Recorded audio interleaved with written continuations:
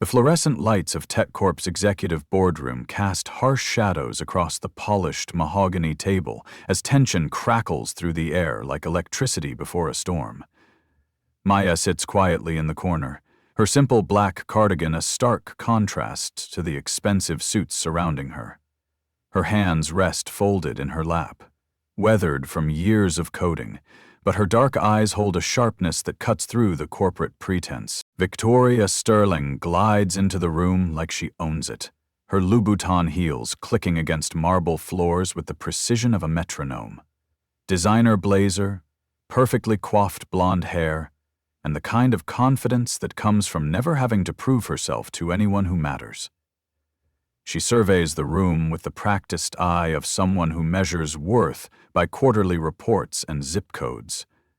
"Ladies and gentlemen," Victoria announces, her voice carrying that particular Boston Brahmin accent that money can't buy but breeding can.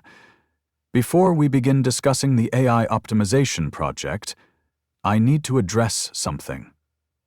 Her gaze falls on Maya like a hawk spotting prey. "Excuse me, who exactly authorized your presence here?" Maya looks up calmly, her voice steady despite the sudden silence that blankets the room. "I'm here because I belong here." Victoria's laugh is sharp enough to cut glass. "Belong? This is a C-suite meeting, not a community outreach program." She stands, her 6-foot frame towering over Maya's seated position. "Perhaps you're confused about which floor the custodial staff meets on." The room shifts uncomfortably. A few executives exchange glances, but none dare speak. Maya rises slowly, her movements deliberate and controlled. "I have every right to be in this room, Miss Sterling." Victoria's eyes narrow to slits. "Right?" She reaches for her crystal tumbler of Coke, the ice clinking like wind chimes in the suffocating silence. "The only right you have is to know your place." Without warning, she tilts the glass, sending the dark liquid cascading down Maya's cardigan, staining the fabric and pooling on the floor. Maya stands perfectly still as the liquid drips from her clothes, her expression unchanged. She reaches into her purse for a napkin, dabbing at the stain with the patience of someone who has weathered far worse storms. When she looks up, her eyes meet Victoria's with unwavering intensity. "Does Marcus know you treat people this way?" Maya asks softly, her voice carrying a weight that makes several board members shift in their seats. The mention of the CEO's first name, spoken with such casual familiarity, hangs in the air like a question mark. Victoria's confident smirk falters for just a moment before she recovers, but something in Maya's tone has planted a seed of doubt that begins to grow in the silence. "G-O-I-Thai-E-O-N-H-N. Vat." Maya Thompson learned early that the world judges you by the clothes you wear and the car you drive, not by the thoughts in your head or the dreams in your heart. At 35, she has the kind of quiet intelligence that intimidates people who mistake volume for authority.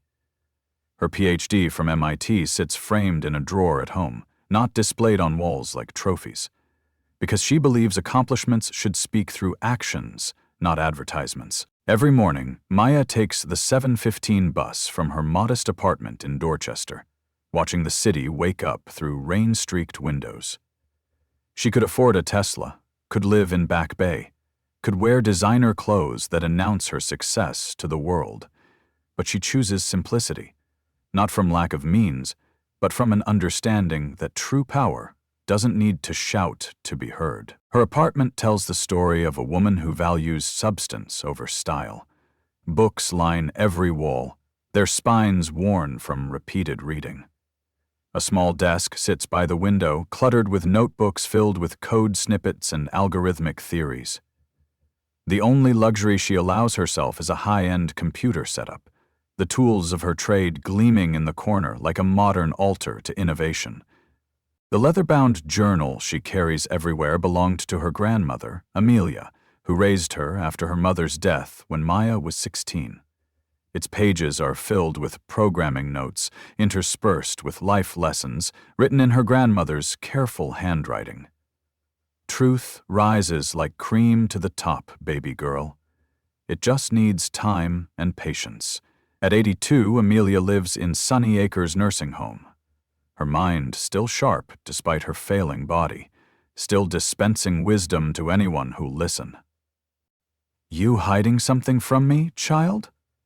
Amelia asked during last Sunday's visit, her weathered hands holding Maya's with surprising strength. "You got that look in your eyes, like you're carrying a secret that's getting too heavy to hold." Maya had smiled, kissing her grandmother's forehead. "No secrets, Grandma. Just taking things one day at a time." But there was a secret, one that lived in the simple gold band Maya wore on her left ring finger. Not an engagement ring, not a wedding band that screamed its purpose to the world, but a quiet promise made 3 years ago in a small ceremony attended by 12 people. A promise to a man who understood her need to be seen for who she was, not whose wife she happened to be. The old Nokia phone in her purse buzzes with a text from her coding students at the community center. 12-year-old Jaden has finally mastered recursion, his excitement bleeding through the screen in all caps and exclamation points. These Saturday morning sessions in the basement of St. Mary's Church mean more to Maya than any corporate achievement. Watching young minds discover that technology isn't magic but logic, that coding isn't just for people who look like the faces on magazine covers. At TechCorp, Maya occupies a corner desk in the engineering department, her workspace as understated as everything else about her public persona. No family photos, no personal items that might invite questions, just a small potted plant that somehow thrives under fluorescent lights, and the worn leather journal that never leaves her side. Her colleagues see what they expect to see: a quiet woman who takes the bus to work, who brings lunch in brown paper bags, who dresses like she shops at Target rather than Nordstrom.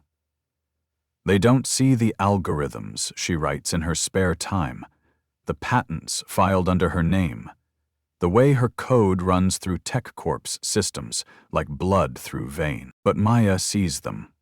She sees the casual dismissals, the interrupted conversations, the way ideas she suggests in meetings get credited to others. She documents it all in her journal, not out of bitterness, but with the patience of someone who understands that injustice thrives in darkness and dies in light. The ring on her finger catches the light as she types, a reminder of the life she's chosen and the man who supports her decision to forge her own path. Soon, she knows, that path will lead to a crossroads where silence becomes complicity and standing up becomes necessity. But for now, she waits, watches, and prepares for the moment when patience transforms into power. Jung. Leo Thang. The discrimination doesn't come like a hurricane. It arrives like a slow poison, seeping into everyday interactions until toxicity becomes the norm. Victoria Sterling has perfected the art of professional degradation. Her attacks, surgical in their precision and devastating in their consistency. "Maya, sweetheart," Victoria's voice drips honey-laced with arsenic as she approaches Maya's desk the Monday after the boardroom incident. "I need 50 copies of the Q3 reports. The copy machine can be tricky, so take your time." She drops a stack of papers with a smile that doesn't reach her eyes. "And while you're at it, could you grab coffee for the marketing team? We're in conference room B." Maya looks up from her code, her fingers pausing over the keyboard. "I'm in the middle of debugging the payment processing system. Perhaps you could ask—" "I'm not asking, I'm telling." Victoria's voice cuts through the office chatter like a blade. "This is about team contribution, Maya. Some of us understand what that means." Jake Martinez, the young engineer at the neighboring desk, shifts uncomfortably in his chair. His dark eyes meet Maya's with sympathy and frustration, but they both know the hierarchy that governs their professional survival. Jake has a wife and 2 kids, a mortgage that demands steady paychecks, and an immigration status that makes boat rocking a luxury he can't afford. "I'll get the copies," Maya says quietly, saving her work with deliberate keystrokes. "But I'll need to return to the debugging session."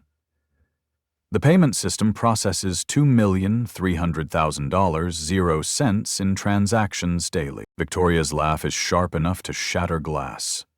How important could it really be? I mean, let's be realistic about skill levels here. She turns to the watching employees, her voice carrying across the open floor plan.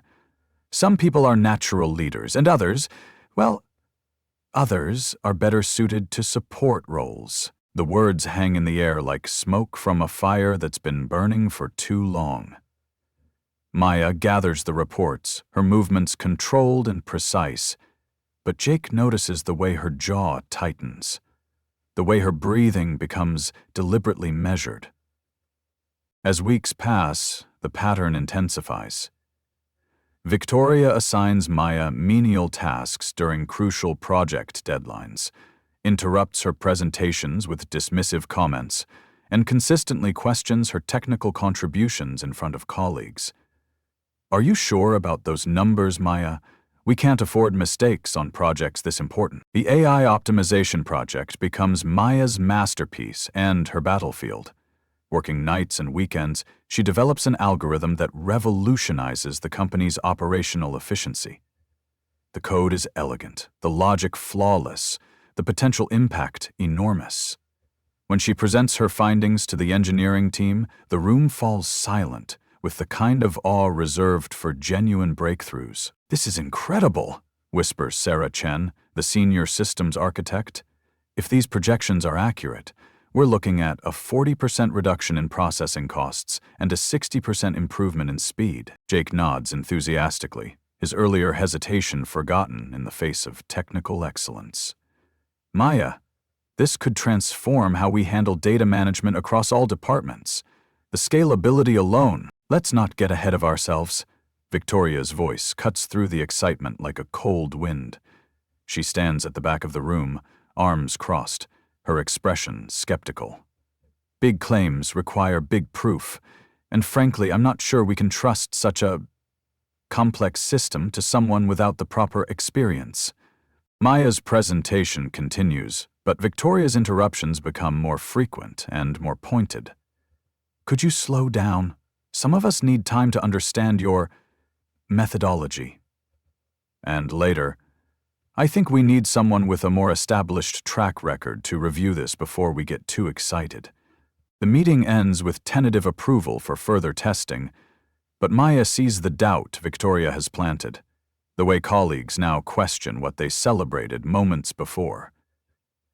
It's a masterclass in professional sabotage, so subtle that proving intent becomes nearly impossible. 3 weeks later, Maya arrives at work to find her access to the AI project database has been revoked.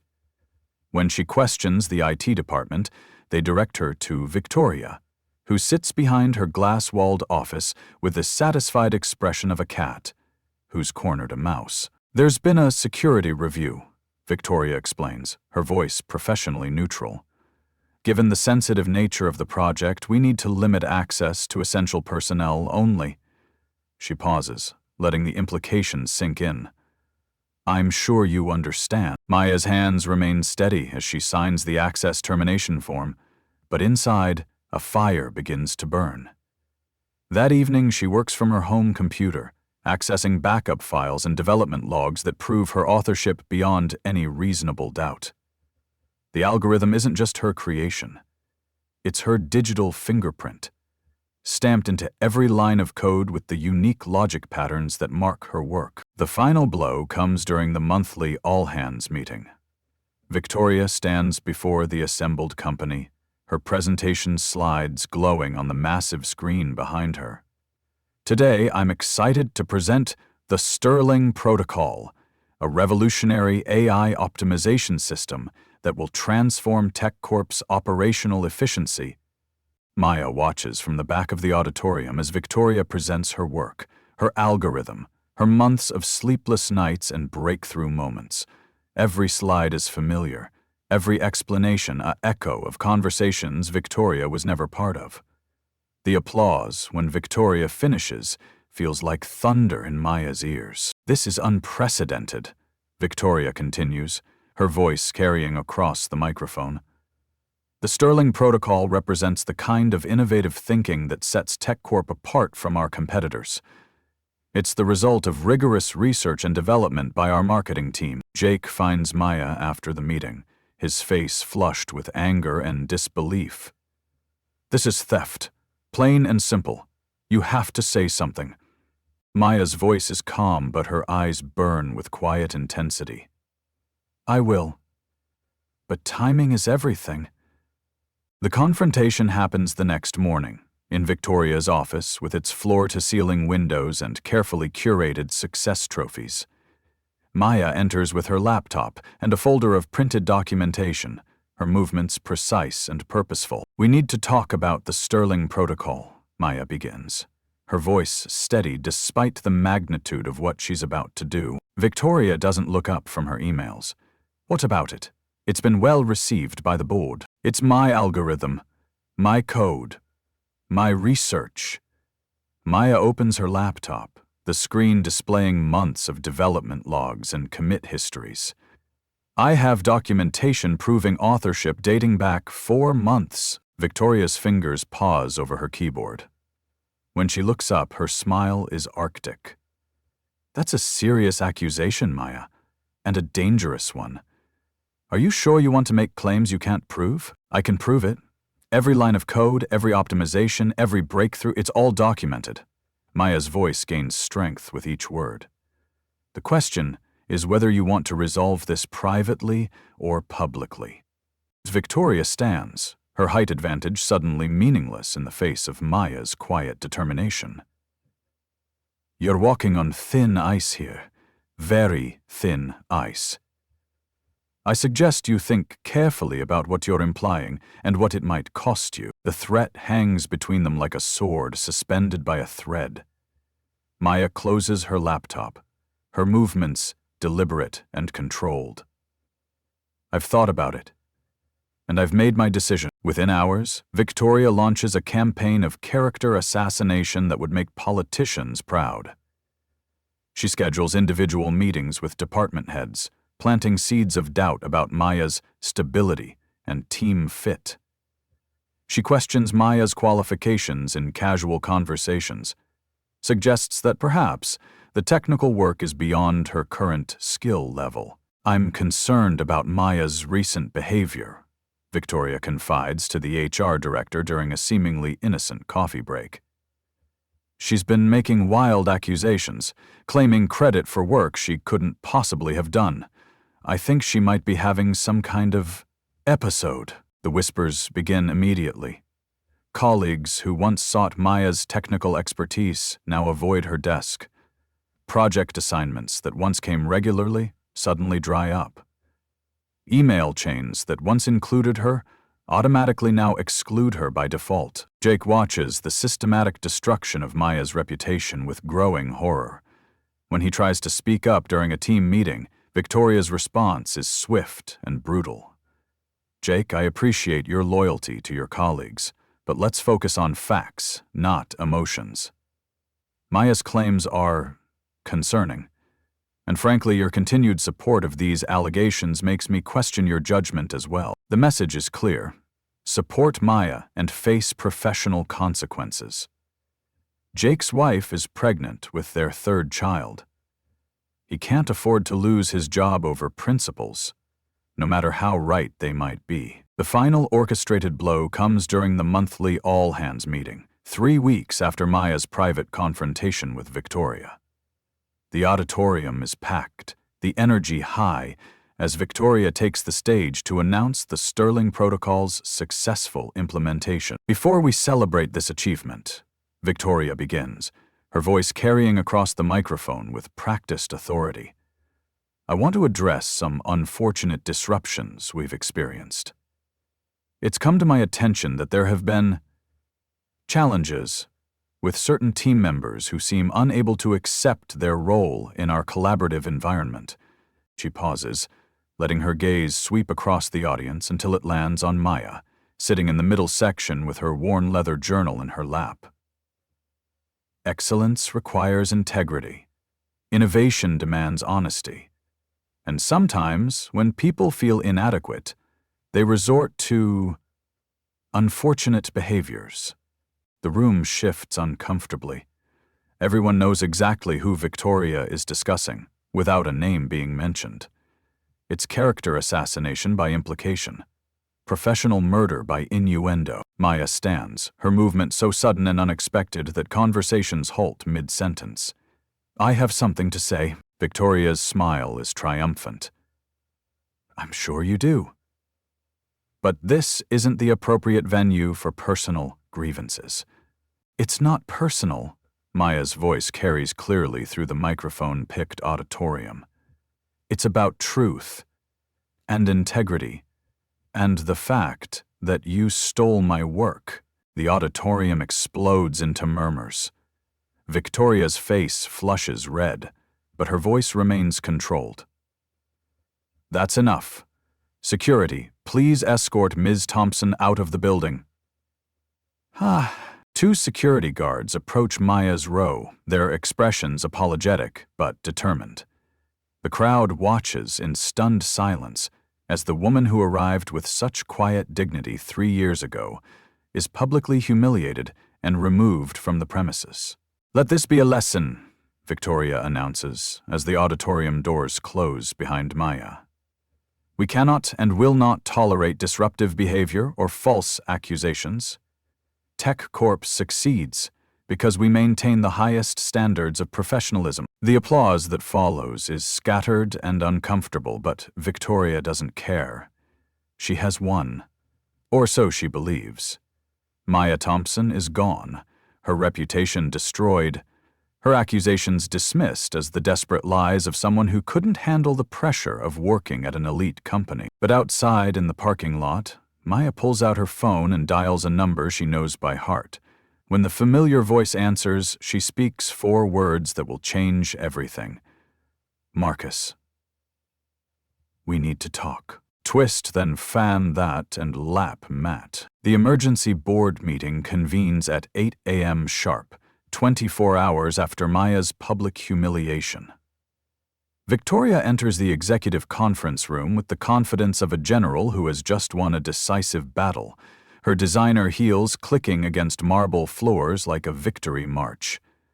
The other board members sit around the mahogany table with expressions ranging from curiosity to concern, but Victoria interprets their silence as validation of her action. I want to thank everyone for attending on such short notice, Victoria begins, settling into her leather chair with practiced ease. Yesterday's incident was unfortunate, but I believe we handled it appropriately. Sometimes difficult decisions are necessary to maintain our company culture. The door opens and Marcus Sterling Thompson enters with his characteristic quiet authority. At 42, the CEO carries himself with the kind of confidence that comes from building something from nothing, from turning a small startup into a billion-dollar company through vision and determination. His presence shifts the room's energy immediately, conversations dying mid-sentence as all attention focuses on him. Good morning, everyone, Marcus says, his voice carrying the slight tension of someone about to deliver significant news. Before we begin, I'd like to introduce someone who should have been properly introduced long ago. He steps aside and Maya enters the room. But this isn't the Maya who was escorted out yesterday. Her transformation is startling. Gone is the simple cardigan and modest dress. Instead, she wears a tailored Armani suit that fits her like it was made for her body, her hair styled by professionals who understand that true elegance lies in subtle enhancement rather than dramatic change. Diamond earrings catch the light as she moves, and her makeup is applied with the kind of precision that costs more than most people's monthly salary. But the most striking change isn't in her appearance. It's in her bearing. The quiet woman who endured months of humiliation has been replaced by someone who radiates the kind of authority that comes from knowing exactly who you are and what you're worth.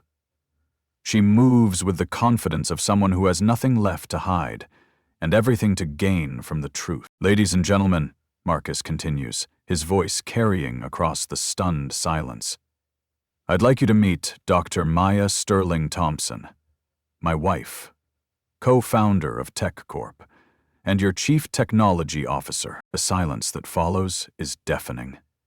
Victoria's face drains of color so quickly that she looks like she might faint.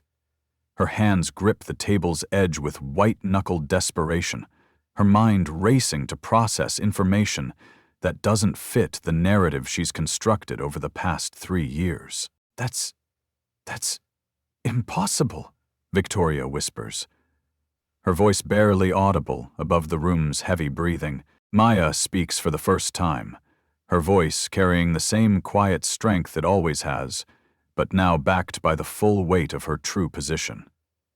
"I apologize for the deception, but I wanted to be judged on my merits, not my marriage. I wanted to contribute to this company based on my skills and abilities, not my relationship to the CEO." She moves to the presentation screen, her laptop connecting seamlessly to the room's technology. "For 3 years, I've worked alongside all of you, contributing to projects, developing solutions, and yes, documenting every instance of discrimination and harassment I've witnessed." The first slide displays Maya's credentials in stark, undeniable detail. PhD in computer science from MIT, summa cum laude. Previous positions at Google, Apple, and Facebook. 23 patents in artificial intelligence and machine learning. Publications in the Journal of Computer Science that have been cited over 1,000 times by other researchers. "Holy shit," breathes James Morrison, the CFO, before catching himself. "I mean, excuse me, but Maya, you developed the quantum encryption protocol we licensed to Microsoft?" "Ha. Ha," Maya nods. "Among other things, but I'm not here to discuss my resume. I'm here to discuss what happened yesterday and what's been happening in this company for years." Victoria finally finds her voice, though it comes out as a croak. "You set me up. This whole thing was a setup from the beginning." "No." Maya's response is firm but not angry. "I came here to work, to contribute, to be part of something meaningful. What happened was that I was systematically harassed, discriminated against, and had my work stolen. Yesterday was simply the culmination of months of documented abuse." The presentation continues with devastating precision. Email logs showing the progression of Victoria's increasingly hostile behavior. Security footage of the Coke-throwing incident. Documentation of the AI project's development, complete with timestamps and version control histories that prove Maya's authorship beyond any reasonable doubt. "The Sterling Protocol," Maya says, her voice carrying just a hint of irony, "was never yours, Victoria. It was mine. And I can prove it." The room watches in stunned silence as Maya displays the code repositories, the development logs, the patent applications filed months before Victoria's presentation. Every line of code, every algorithmic breakthrough, every optimization, all bearing Maya's digital signature. "This is intellectual property theft," states Patricia Wells, the head of legal, her voice tight with professional concern. "Maya, this could result in criminal charges and civil lawsuits worth millions." Victoria's composure finally cracks completely. "I didn't know. How could I have known? You never said anything about being married to Marcus. You dressed like... you acted like... You took the bus to work." "I took the bus because I chose to," Maya replies calmly. "I dressed simply because I prefer simplicity.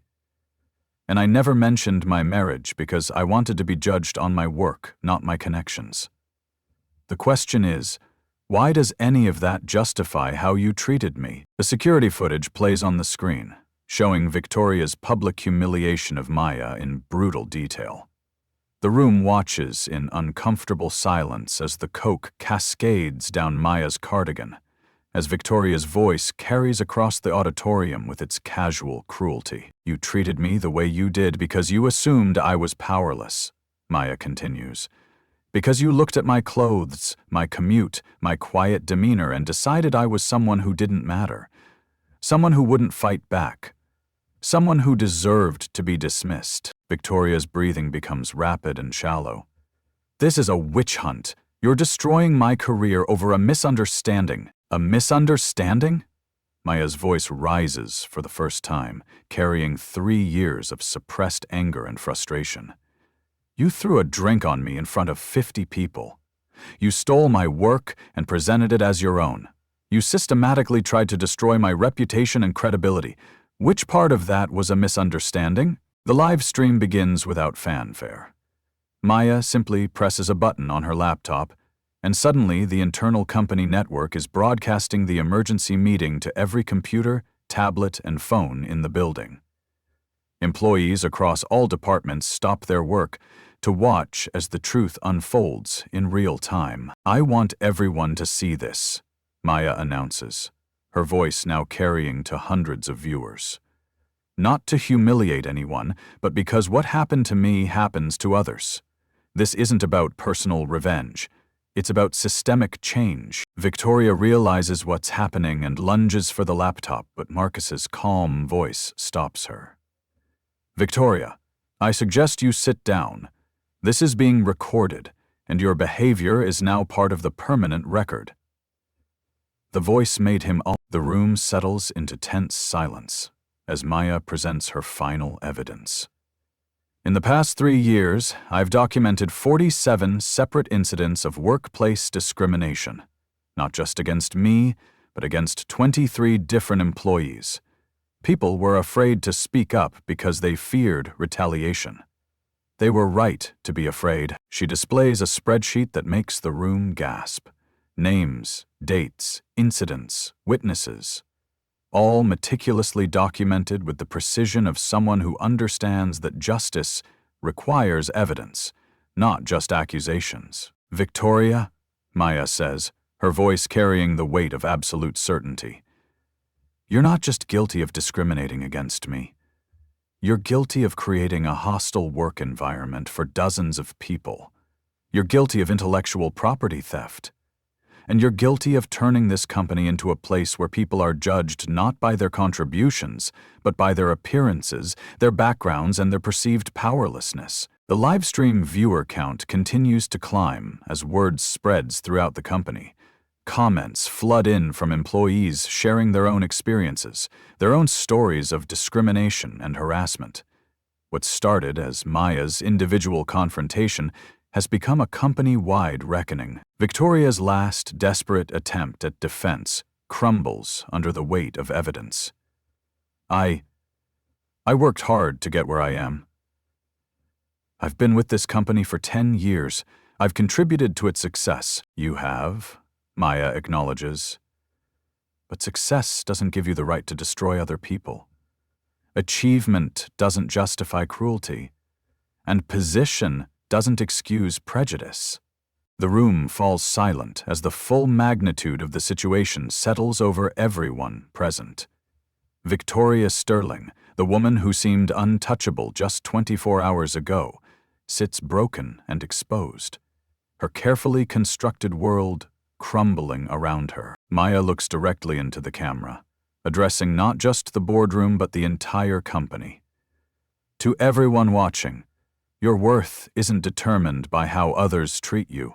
It's determined by how you treat others and how you stand up for what's right.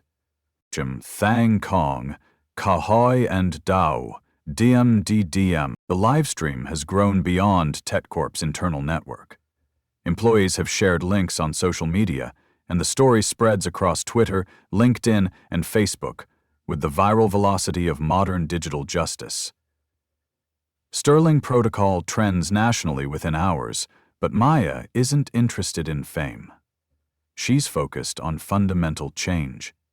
I'm not here for revenge, Maya states clearly, her voice carrying across the conference room and to thousands of viewers worldwide.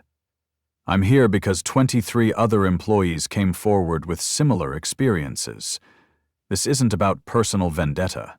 It's about systemic transformation. She advances to the next slide, revealing statistical analysis that makes the room collectively inhale. Promotion rates, salary disparities, project assignments. All broken down by race, gender, and perceived socioeconomic status. The data tells a story that numbers can't lie about, patterns that individual incidents might obscure, but collective analysis reveals with mathematical precision. Over the past 3 years, employees from underrepresented groups have been promoted at a rate 67% lower than their white male counterparts, with similar qualifications. The pay gap isn't just about gender. It's about the intersection of race, class, and perceived power. Victoria attempts to interrupt, her voice desperate and shrill. This is character assassination. You're destroying careers based on selective statistics and personal grievances. Maya's response is calm, measured, devastating. These aren't selective statistics, Victoria. This is comprehensive data analysis performed by Morrison Analytics, the same firm we use for market research. They had no knowledge of today's meeting or its purpose. Dr. Jennifer Morrison from the external consulting firm appears on screen via video conference, her professional credentials displayed prominently. TechCorp leadership contacted us 6 months ago for a workplace culture assessment. Our findings indicate significant disparities in treatment, advancement, and compensation that correlate strongly with demographic factors. The room watches in stunned silence as Dr. Morrison presents her findings. 47 documented incidents of discriminatory behavior, 31 cases with substantial evidence of bias, pattern recognition algorithms that identify Victoria Sterling as a common factor in 73% of reported incidents. This is a witch hunt, Victoria shouts, her composure finally shattered completely. You can't destroy someone's career based on algorithms and accusations. Maya's voice cut through Victoria's hysteria with surgical precision. You're right. We can't destroy careers based on accusations, but we can hold people accountable based on evidence. And we can ensure that talent is recognized, regardless of what someone looks like or where they come from. Jake Martinez appears on screen from his desk, his face tight with nervous determination. I want to say something. His voice carries through the company-wide broadcast, reaching colleagues who have watched him struggle between loyalty and fear for months. Maya saved our payment processing system last year. Her code prevented a security breach that could have cost us millions. Victoria took credit for that too. The floodgates open. Employee after employee joins the video conference, sharing stories that paint a picture of systematic discrimination that goes far beyond individual incidents. Sarah Chen from Systems Architecture describes having her ideas dismissed until male colleagues repeated them. David Rodriguez from Customer Service talks about being passed over for promotions despite performance reviews that consistently rated him as exceptional. Stop this, Victoria pleads, her voice breaking. You're destroying everything I've worked for. I have a family, a mortgage, a reputation in this industry. Maya's response carries the weight of someone who has endured months of professional assassination. I had those things too. I had a reputation, a career, a sense of dignity. You tried to destroy all of that yesterday. The difference is that I'm not trying to destroy you. I'm trying to save others from experiencing what I experienced. The presentation continues with devastating efficiency. Maya displays the legal analysis provided by TechCorp's external counsel. Hostile work environment violations, civil rights infractions, potential criminal charges for intellectual property theft. The company faces liability in the millions if these issues aren't addressed comprehensively. Victoria, Maya says, her voice carrying the finality of a judge pronouncing sentence. I could pursue criminal charges. I could sue you personally for defamation, intellectual property theft, and creating a hostile work environment. I could ensure that you never work in this industry again. Victoria's face is pale, her hands shaking as she realizes the full scope of her legal exposure. What do you want? What do you want from me? I want you to understand something, Maya continues, her voice gaining strength with each word. I want you to understand that power isn't about who you can humiliate or whose work you can steal. Real power is about lifting others up, not tearing them down. Real leadership is about creating environments where everyone can succeed, not just people who look like you or come from where you come from. The camera focuses on Victoria's face as Maya delivers her final statement. You had power, Victoria. You had influence, resources, the ability to make or break careers, and you chose to use that power to hurt people. You chose to build your success on other people's diminishment. That's not leadership. That's tyranny. Victoria attempts one last, desperate defense. I worked hard for everything I have. I earned my position through merit, not through connections or marriage. Maya's response is swift and unforgiving. Merit? You stole my work and presented it as your own. You systematically discriminated against employees based on race and perceived class. You created a hostile work environment that drove talented people away from this company. Which part of that demonstrates merit? The live stream viewer count has climbed to over 50,000. As word spreads beyond the company to industry professionals, journalists, and social media influencers. Comments flood in from people sharing their own experiences with workplace discrimination. Their own stories of having ideas stolen or being dismissed because of their appearance or background. Marcus finally speaks, his voice carrying the authority of someone who has heard enough. The board has reached a decision. Victoria Sterling is terminated immediately. Her stock options are forfeited. Legal will be pursuing full recovery of damages related to intellectual property theft. Victoria's last desperate attempt at manipulation fails spectacularly.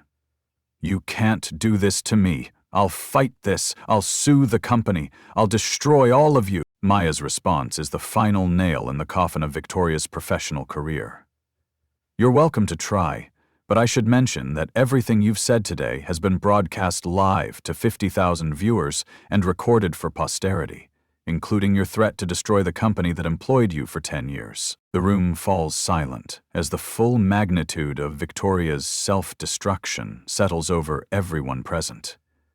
Her threats, her admissions, her complete lack of remorse, all captured in digital perpetuity for the world to see. To everyone watching, Maya addresses the camera directly, her voice carrying the weight of hard-won wisdom. Change doesn't happen when good people stay silent. It happens when ordinary people decide to do extraordinary things. It happens when someone decides that justice is more important than comfort, that truth is more important than convenience. She pauses, looking directly at Victoria, then back at the camera. Your worth isn't determined by how others treat you. It's determined by how you treat others and how you stand up for what's right. Sometimes standing up for what's right means showing people who they really are. Sometimes it means holding a mirror up to behavior that thrives in darkness and dies in light. The live stream ends not with victory celebrations, but with a profound sense of accountability. Victoria Sterling is escorted from the building by security, her career in ruins, her reputation destroyed not by Maya's revenge, but by her own actions exposed to the harsh light of truth. Maya remains in the conference room as the other board members file out, their expressions ranging from shock to admiration to uncomfortable recognition of their own complicity in the system that allowed Victoria's behavior to flourish unchecked. That was incredible, breathes James Morrison, the CFO. But it was also terrifying. If this can happen to Victoria, what does it say about the rest of us? Maya's response is measured, thoughtful, hopeful. It says that we have the opportunity to build something better. It says that we